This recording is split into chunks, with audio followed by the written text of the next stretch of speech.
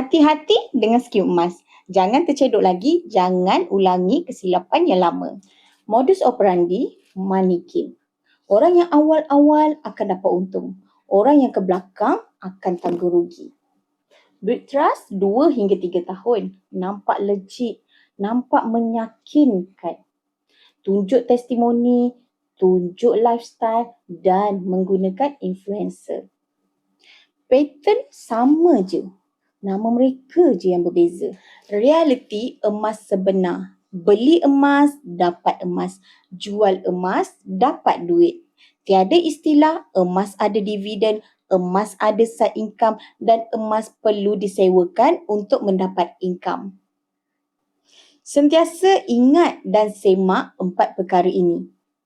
Yang pertama, pastikan syarikat itu adalah syarikat yang berdaftar.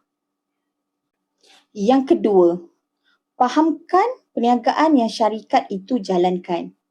Jika beli emas, pastikan emas fizikal dan tiada janji manis untuk mendapatkan keuntungan atau dividen. Yang ketiga, jangan mudah tergoda. Biasanya keuntungan yang tinggi datangnya dengan risiko yang tinggi. Dan yang paling penting, yang keempat, pastikan beli emas fizikal kerana emas fizikal bernilai dan mudah dicairkan.